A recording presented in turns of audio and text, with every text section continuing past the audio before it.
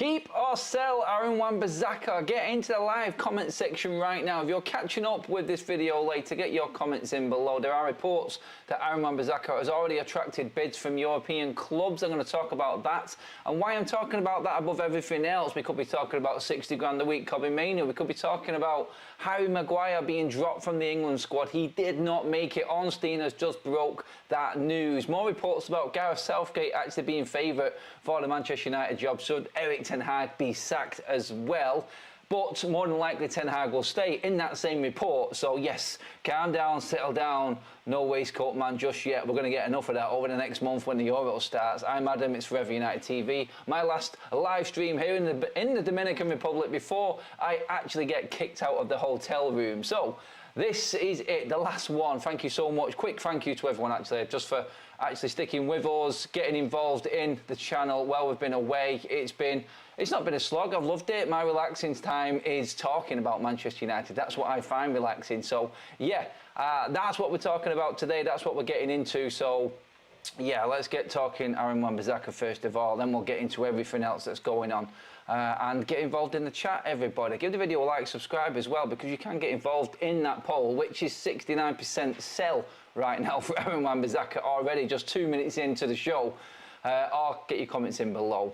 Like the video. I think I just said like the video. I'm sure I should have a few likes now because I just over-egged the like bit. That's waffling, Adam. Let's get on with the show. Aaron Wan-Bissaka is reportedly attracting attention from Turkey. No other. Obviously, that has been a big topic this week. Jose, the reported Ole Gunnar Solskjaer, then managing over there at Besiktas. That didn't happen. Obviously, that was a bit of a turnaround and a U-turn. We thought it was going to be Ole against Jose again, but Galatasaray in with what seems a stupid bid for Aaron Wan-Bissaka in terms of price. 10 million euros, what does that equate to? Not a lot in pounds, to be honest. And Manchester United, realistically looking at the transfer market right now, building up what they can to get through June, to get through before the financial end year, well, the year-ending financials for financial fair play for 2024. It's 23-24 ending on July 1st. Teams have to submit their bids. And obviously, with what we were talking about earlier on, if you haven't watched this morning's video regarding Manchester City and what's happening with the Premier League, go and check that out, guys. Something a little bit different that I was getting into this morning, which attracted a lot of attention from people. A lot of people wanting their opinions on that. But us mere mortals and normal football clubs that abide by the rules that were set and have been set in stone for decades now, have to abide by the financial fair play PSR rules. And United, leading up to the 1st of July, when our financials have to be in, have to balance the books right. And then once that's gone, we can start then spending and bringing players in, going off the New Year's sums. So yeah, United looking to, I don't think we desperately need to sell players in this next few weeks now before the end of June, but it does help going into the new financial year, especially with PSR and the Premier League in particular for the football club. So Aaron Wan-Bissaka, as we know, has been on that list of players to leave Manchester United, or happy for him to leave list, you could say, for the football club. Lindelof, Wan-Bissaka, players like this. We've heard about contracts being negotiated with Tom Heaton, Johnny Evans from that retain list yesterday, Greenwood coming back, dealing with Sancho and all that side of things. But Wan-Bissaka and Lindelof themselves have both players that had their 1 year extension triggered last year.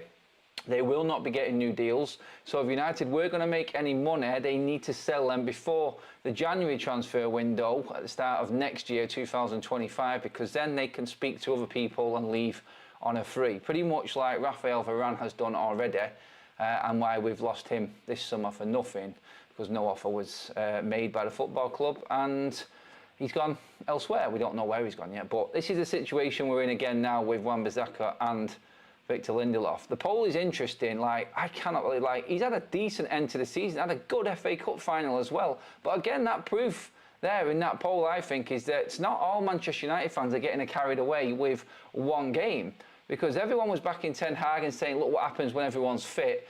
I countered that argument by saying, well, everyone's been saying it's the players, and a lot of them players were playing in the final. So are we saying as well as Ten Hag is the right man that the players are the right men? Because all combined together, we beat Manchester City, and Wan-Bissaka was part of that. But still, he's seen by many, and in my case, I think someone who's been here probably too long and not performed consistently enough, And I would probably be in that bracket of sell Aaron Wan-Bissaka as well. So I think most people there, 78% of you saying sell, go for it. But then the next problem comes around, which is how much? 10 million euros is peanuts, basically. What is that, like 8 million, I think, something like that, 8 million quid? Nowhere near what we thought we could be getting for players and what we need for players going into this summer transfer window. It would be another chunk change off the wage bill, yes, but still nowhere near enough. I think Wan-Bissaka, minimum 15 to 20 million, I think, is what we can get for him. Decent player at the age he is, relatively fit. Not had an horrendous season with injuries. He has had injuries at United, pretty much as standard with everybody else at the football club, but still, I think that Wan-Bissaka should fetch attention from decent clubs in the Premier League as well. Now, it was once thought that we would be trading him in for the likes of Elise, going back to Crystal Palace, something like that. The Elise deal is just drifting further and further away at the moment, with Chelsea in a stronger position, and obviously part of the quartet that thinks that taking the Premier League to court is a good thing, are happy to spend money at this stage right now, because if you're happy enough to back Manchester City and what they're doing to the Premier League, then you're clearly not worried about spending or overspending and taking charges from the Premier League. Let's be honest, where Nottingham Forest and Everton have been struck down, Chelsea and Manchester City seem untouchable. So they're happy to do what they want, and I think they will push the boat out and make Elise their top target. According to reports, that's what's happening. So the previous report regarding Aaron Wan-Bissaka going on a part of a make-weight deal for Michael Elise, way off the mark, it would seem right now. Chelsea look favourites to bring him in, and Manchester United are going to miss out on another player. Were we ever in for him? According to a lot of the media and a lot of the sources around, we were well in for Michael Elise. So, yeah, you've got to look at that and go, well, did we really need him? No, not really bothered. Do we need a right back more? Probably yes. Dalot can cover at left back. We could buy a left back or we could buy a right back. Definitely the full back area is where United need to be investing if we're looking at wider players. We talked about the spine and what we're buying and what we're supposedly looking at. Manchester United are also looking to structure a deal for Inacio, according to reports in Portugal. That's been backed up by the MEN. They've reported on that also.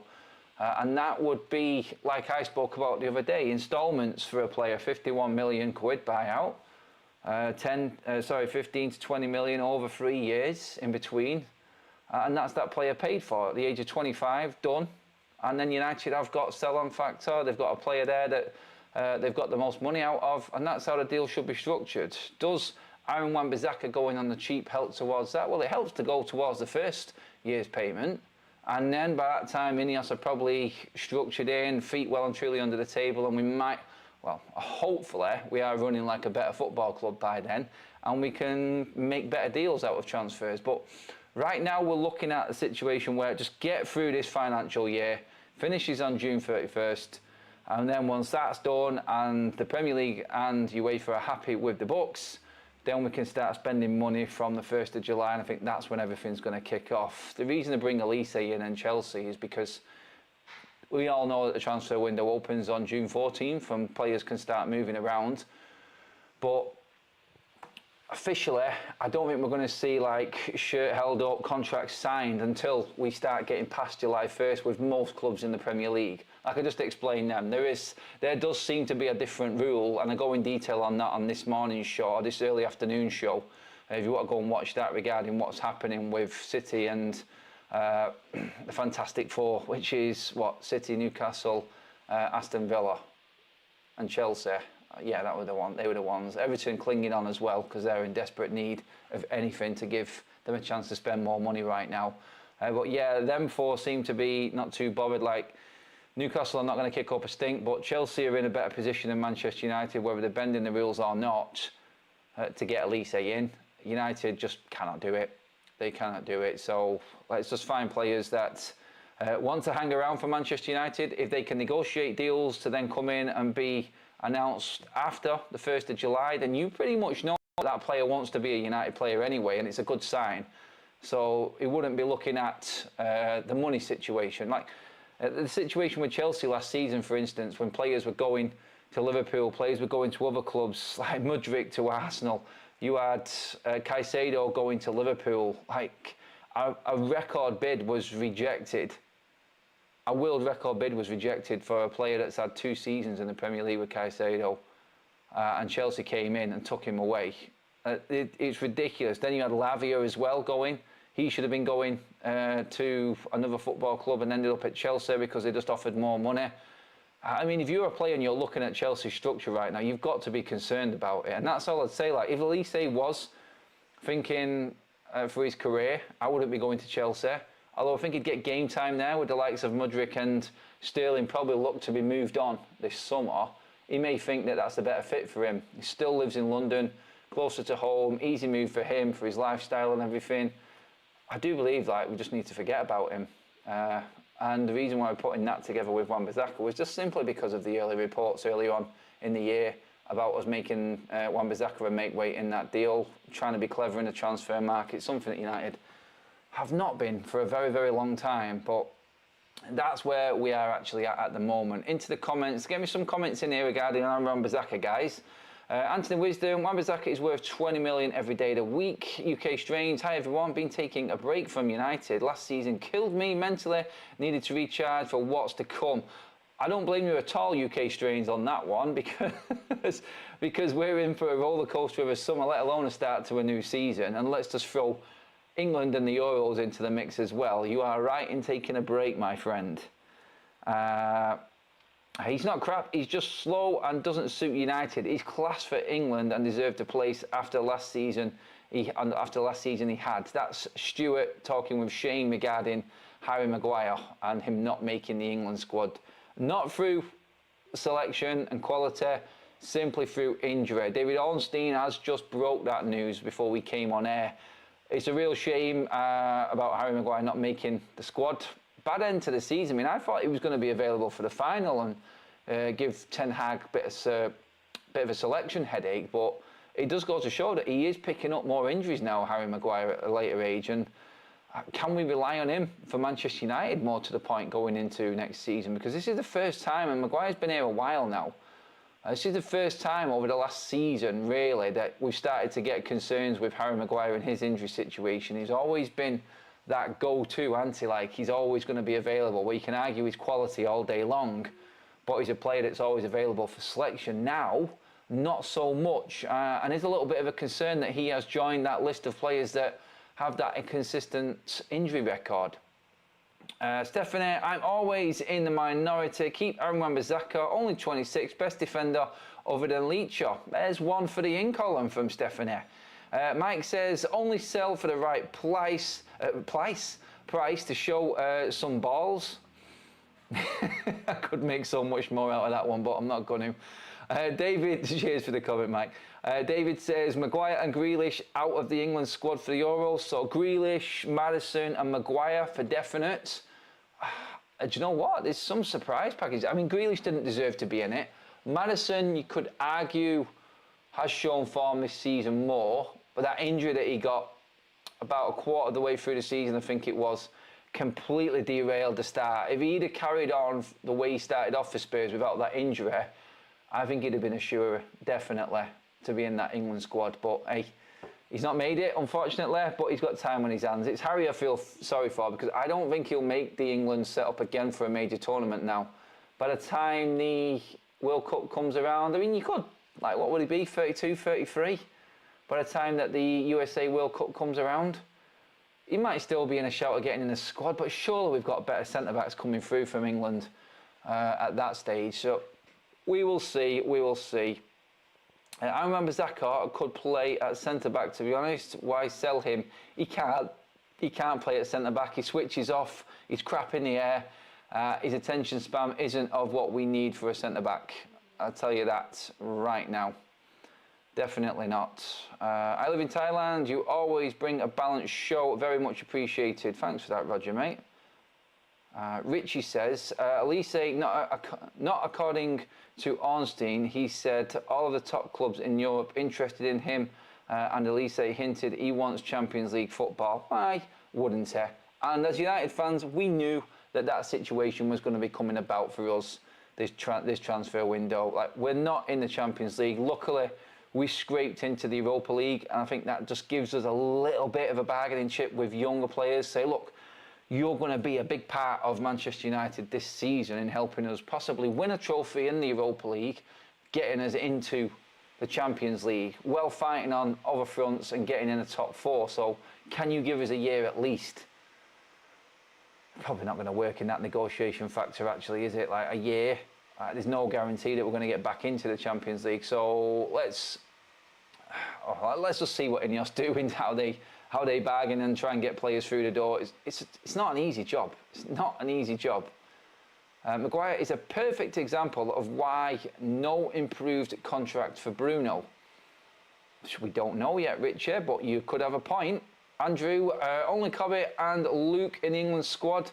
Good for United or bad for United? Does that show where we are actually at with our young England players? You only have to look at our front three, Marcus Rashford, Jadon Sancho and Mason Greenwood, and go, oh, where did it all go wrong, eh? At the age of them players are at, and you're Manchester United, combined earning what? Near 600 grand a week between the three of them, all in their mid to early 20s, not even considered for England for one reason or another. That tells you where Manchester United have gone wrong over the last few years and how this football club has been run and what we're doing with our younger players. That's a prime example right there. So where you could say it's good for United because everyone's getting a rest ready for the new season who's an England player, it's still bad and a bad outlook for Manchester United in terms of how poor our setup is and in terms of developing our younger players as well. So I look at it both ways. I understand both arguments, but I look at it more as to a bad side of things, that we haven't got any representation for Manchester United, or hardly any in this England squad going into the Euros. Rashford and Saka should be cut. Rashford's not even in the squad, Amy. Do you mean Saka should be cut from that? Maguire is not good because he can't play a high line. Yeah, we get that, I know. His pace is a bit of a issue, but he still would have been playing for England. Surprised no Grealish or Branthwaite. I've not seen the full team yet because I've been prepping for the show and getting ready to leave the hotel. But that would be Branthwaite missing out as well. Did the young Palace midfielder, I can't remember the name of him, sorry, just off the top of my head, did he not make it in? I don't think he would have made it in either. Our owners are too cheap than to spend on better players. This is why they got rid of our best centre-back in Varane. They didn't get rid of Varane, he just left. They weren't prepared to give massive money to a player that's going to be into his 30s. I backed them on that. I think that was the right decision. He is one of our better defenders, but you have to look long-term as well. And I understand where Ineos went with Varane. Gordon, Saka, Foden, Bowen, are they the front line? Midfielders, I agree with Gordon, Foden, Bowen. Bowen deserves to be in there, I think. The media are going crazy because they know nothing. I'm 60% sure Erik ten Hag stays. 60%, Tom. It's not fully confident, mate. Great video this morning, Adam. As you say, it was good to talk about something different. It was like, because we are talking normal football right now, and it's back to the day job in terms of talking United, dealings, how we can make money, what transfers are going to happen, speculation and rumours.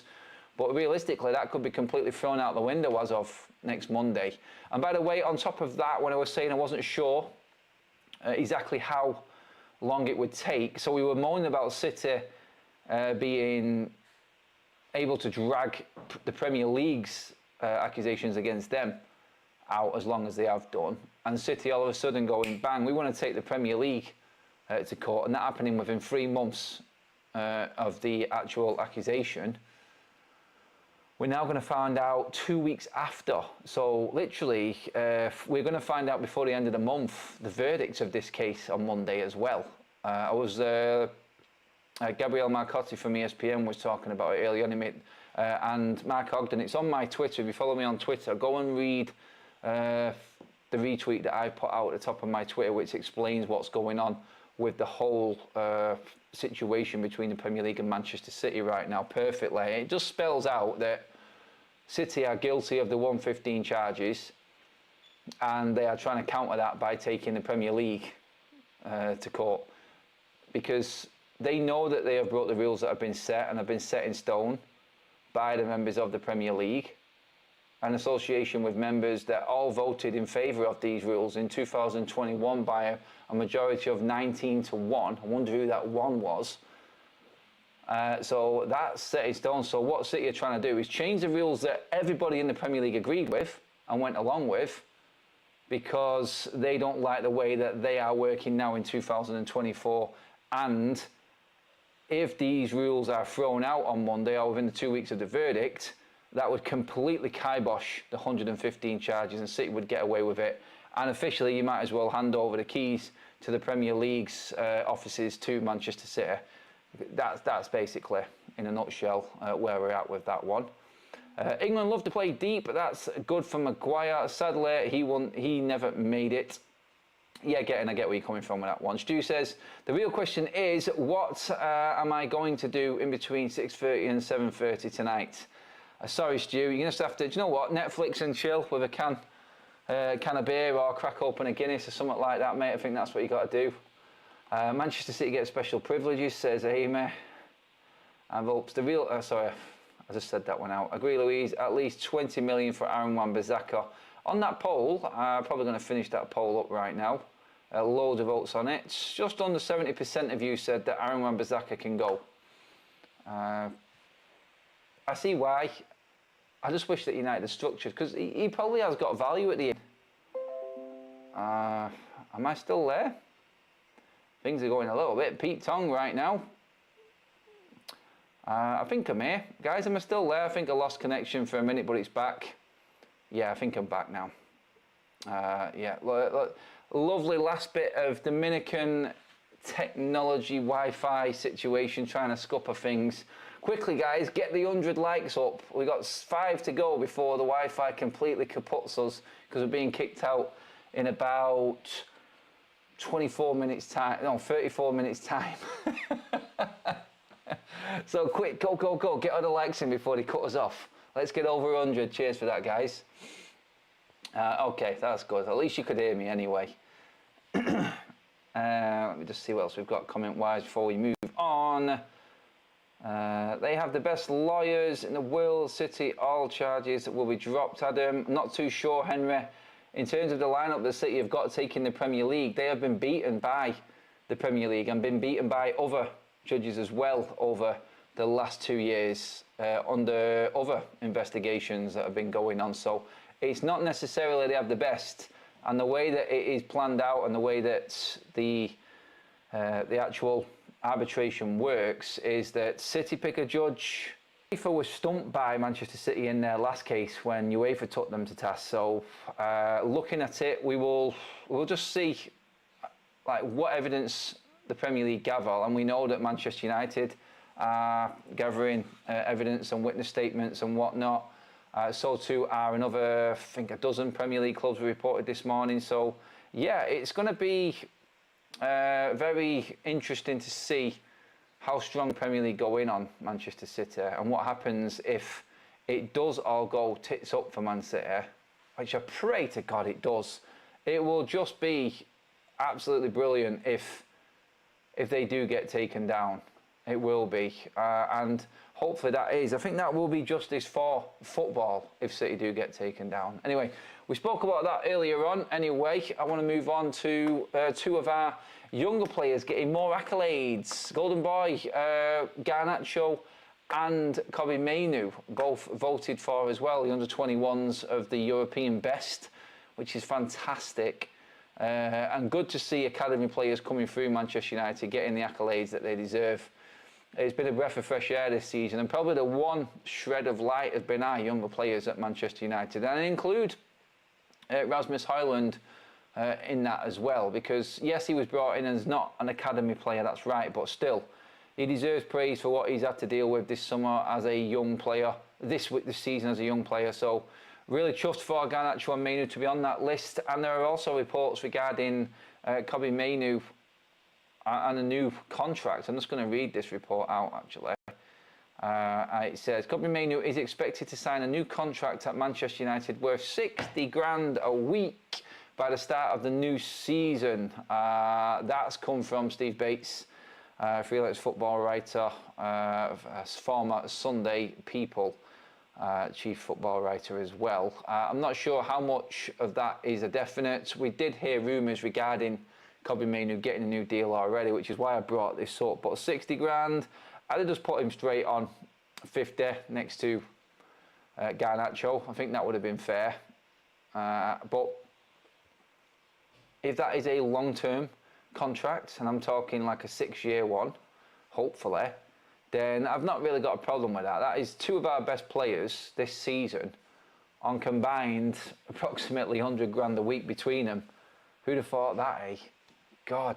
He's the same person has also been talking regarding Diogo Dalot being captain material, and a lot of people saying if it did come to a head with Bruno Fernandes and Bruno did end up leaving, we've talked about that a lot recently as well, then Dalot would be one to step forward to be Manchester United captain. So yeah, be interesting to see what happens there captain wise as well. We discussed that in detail over the last few days regarding Bruno Fernandes. So let's just see what comes of that first of all, and then we'll deal with Diogo Dalot as well. So yeah, get your comments in as well, guys, on everything I've just spoken about there regarding Kobbie Mainoo. Happy with that amount of money?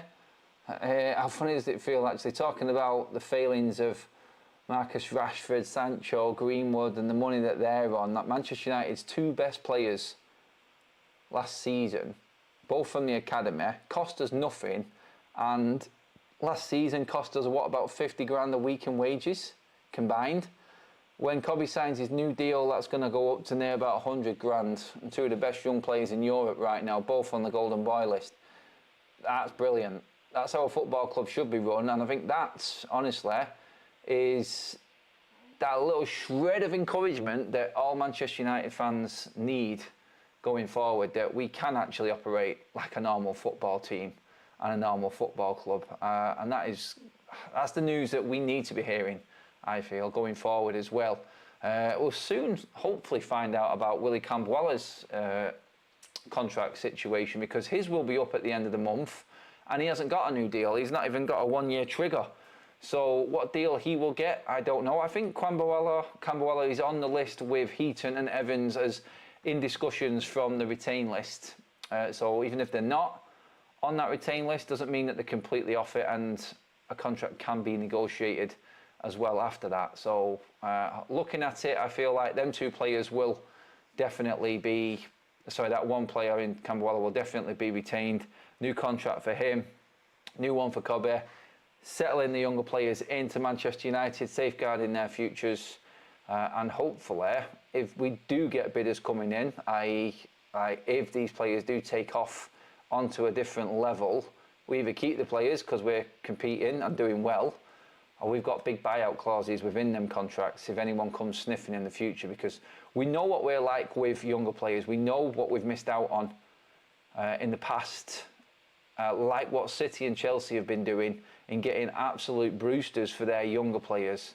Manchester United have never been able to do this, and hopefully under Ineos we can do this. Here's me trying to dig out positives with the Ineos situation at the moment, and you would have noticed that I didn't even bring up the story of Sam Bates, which is that if Ten Hag is sacked, at Southgate is high on the list of Dan Ashworth. Like, honestly, if Dan Ashworth didn't come to the football club just because it meant we weren't getting Southgate, well, through this summer, then I'd be alright with that, just to not get Southgate in at Manchester United. Ten Hag in all the way, no Southgate, thank you. Let me see what else we've got here. Richie says, Adam, how many academy players do you think will make the first team squad next season? Don't think that it's just going to be a massive influx of youth players into the first team next season, guys. They're all still very, very young. We've probably got four or five. I've got a very realistic chance of making matchday squads next season. And that's aside from Mainoo and Campbell, who are already pretty much in with the matchday. Well, Mainoo's already in the first team from this season. Camberweller's making the matchday squad consistently and getting game time as well. So I think both of them we'll see a lot of. But there are 4 or 5, whether or not some of them players go out on loan because there isn't enough room in the matchday squad. And obviously, if you're in the matchday squad, you can't play in the under-21s. So these players do need to have game time. So Manchester United need to organise and get the right decisions in place for these players, whether to keep them for the first team or send them out on loan. And I think that's what we're going to see a lot of pre-season. So expect full squad in pre-season, apart from, well, maybe Mainoo will come late and Shaw will come late because they've been in the Euros, Bruno, Dalot, maybe a couple of other players. But in terms of England players, I expect a full squad in on pre-season. And then I think we'll get an idea of where Manchester United are going with some of the younger players. I think we'll get a lot of game time for the likes of Amas, a few others as well. Obviously Wheatley, we've seen make his debut this season as well. The big forward, I think we'll see more of him in pre-season because they'll be wanting to test out forwards to see if we do have to go into the market and buy an out-and-out striker. I mean, it may be too soon for Wheatley to come through, but could he work alongside Rasmus Højlund? I'm sure they'll give him a chance. My answer to that would be no. I think Wheatley should be sent out on loan. Amas has got a chance at left back. He's the one that's being sounded out more than anyone within Manchester United right now. And I think we've got a great chance of seeing some of him next season. And it just depends if Manchester United want to spend on a left back or not, because that's been a position that's been under a lot of speculation this summer, or going into the back end of last season, as well as an area United need to reinvest in. So interesting to see what we do there. If Luke Shaw is fit through the Euros and then can stay fit next season, with Malacia coming back to training as well, maybe Amas goes out on loan because there isn't room for him. Because let's not forget, like, we've got Dalot there as well, who can cover at left back. And if Malacia is fit and Shaw is fit into next season, then we do need to think about whether or not Amas stays around or goes out on loan. I would prefer the players to go out on loan, but hopefully this new football structure learns something from the previous regime and sends these players out to the right clubs on loan, i.e. clubs that are playing a certain style of football where you can see the development happening quicker and a better chance of development happening, in fact, at these clubs that we're loaning players out to. And that's what a football structure and a director of football should bring as well. He also brings in that negotiating factor with the likes of Kobbie Mainoo and Garnacho, which I spoke about, which has these sell-on clauses, which has these buyout clauses and everything like that. This is what everyone else in the league has got but United.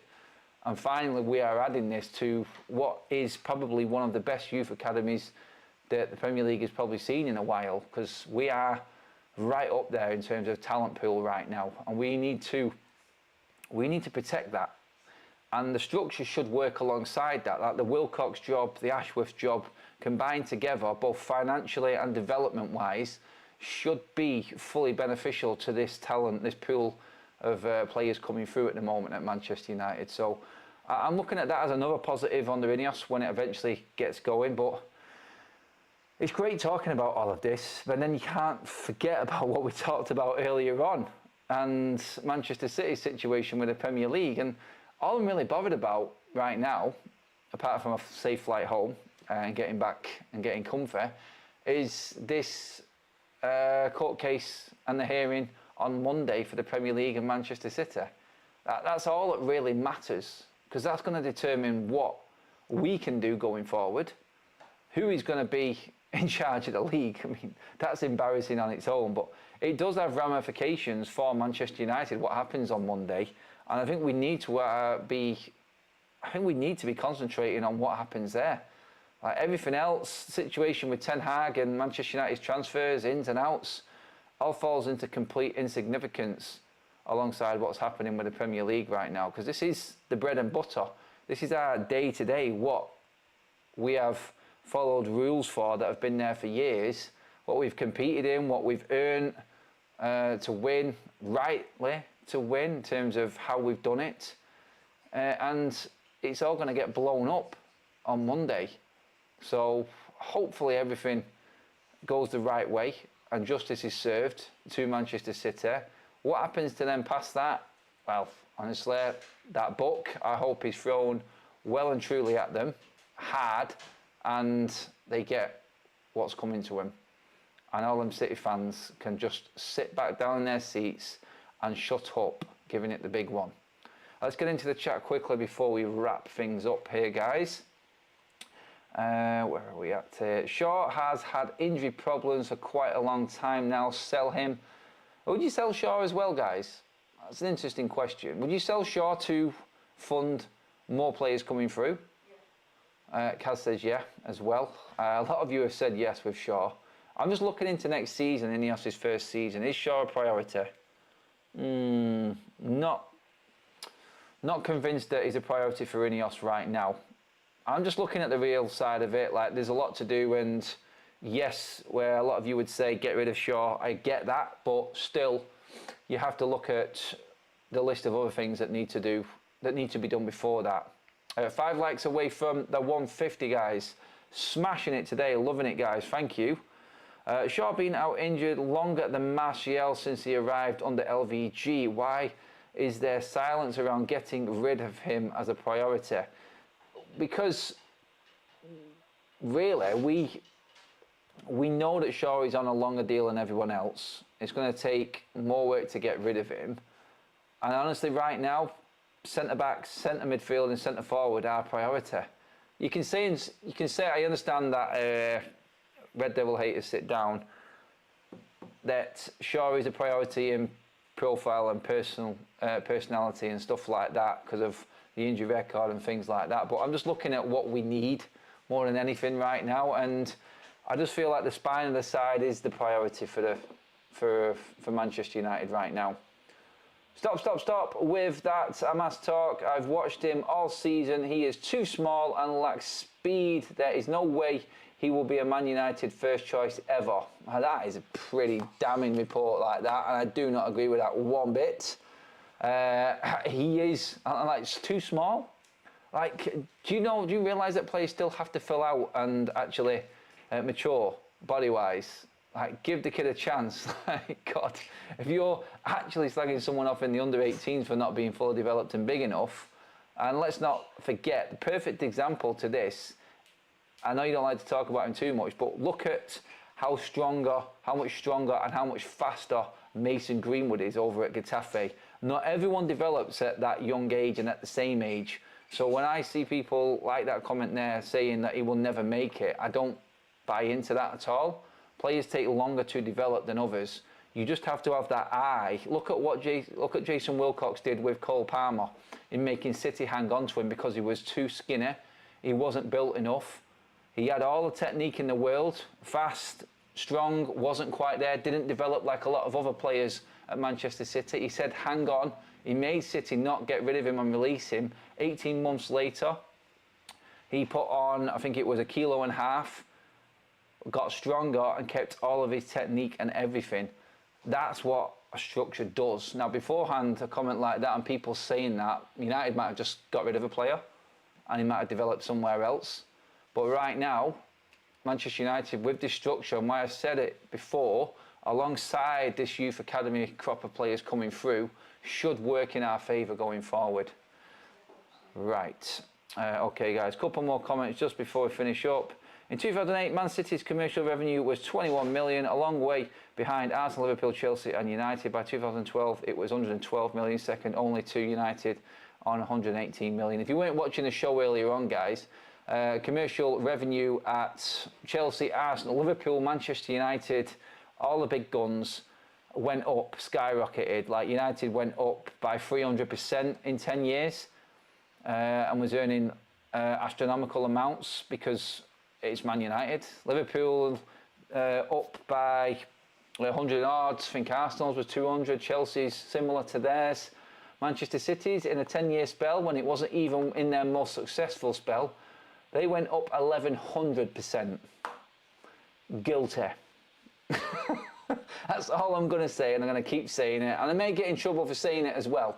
But it's corrupt, It's guilty as charged, and the reason they're trying to change the rules that they're being charged for breaking is because they broke them rules. It's the only way they can get off the 115 charges. So a lot rests on Monday, a lot rests on that verdict and what happens in that case. And, oh, well, let's just see what happens. But guys, I'm about to be kicked out of the hotel room. I need to go and get the bags packed and finished. I just have to say a massive thank you again for all of your contributions. Well, we've been here over in the Caribbean. We will be back as normal on Friday, hopefully with normal shows. Have a fantastic rest of your day. Hopefully with no breaking news regarding our manager Erik ten Hag just yet. And we move on from there, guys. I appreciate you all, love you all. Make sure you give the video a like on the way out. Make sure that you do subscribe to Forever United TV.